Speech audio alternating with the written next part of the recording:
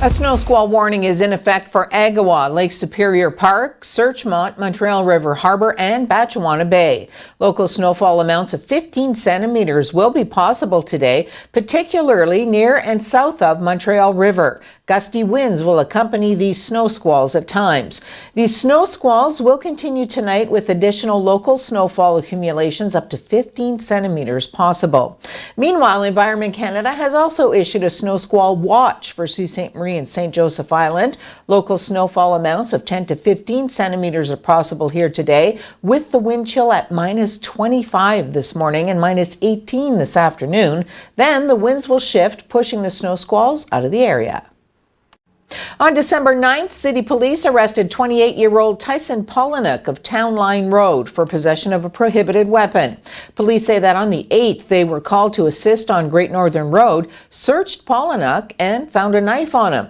An officer noticed the accused had a second knife, which he refused to give up, brandished it towards police, and then threw a chair in their direction. He was arrested and charged with 2 counts of unauthorized possession of a prohibited weapon, 2 counts of possession of a weapon for a dangerous purpose, 2 counts of possession of a weapon contrary to prohibition orders, and 3 counts of assaulting a peace officer. OPP say 3 brothers are among those facing charges in a multi-million-dollar fraud involving 3 government-funded solar energy projects across the province. Detective Constable John Armitt says the alleged fraud, believed to have taken place in 2012-13, involved a family-run construction company refusing to pay subcontractors involved in the solar projects. Armitt declined to estimate the value of the alleged fraud, but a current member of the Ontario legislature pegged the total amount at roughly $21 million. Armitt says the charges center around a company known as Clarida Construction, which he says ceased operations in 2013. He says Bruce, Bradley, and Keith Clarida, as well as former company financial controller David Wood, are now each charged with 2 counts of fraud over $5,000 and 1 count of false pretense or statement. The 4 men are due to appear in a Milton, Ontario court on January 27th. Armitt said the solar projects, which were being funded by a green energy program implemented by the previous Liberal government, were located in various parts of the province. The 3 solar farms were due to be built in Lanark County near Ottawa, as well as near Odessa, Ontario, and Temiskaming Shores. Armitt said Clarida Construction was based in Sault Ste. Marie, though some of the men now facing charges have since relocated.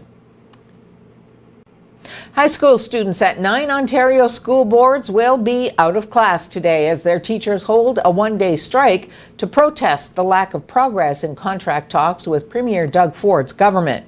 The Ontario Secondary School Teachers Federation, which represents public high school teachers, says it will move ahead with a job action as talks appear to have stalled.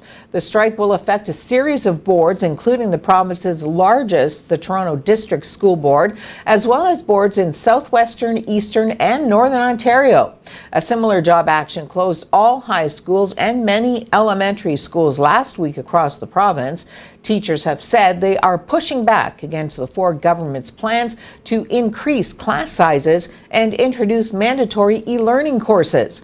The government has said the key issue at the bargaining table is compensation, with the province offering a 1% annual wage increase, and the union is asking for around a 2% increase. Why? It's a huge deal, and it plays down the impeachment because they're embarrassed by the impeachment, and our poll numbers have gone through the roof because of her stupid impeachment.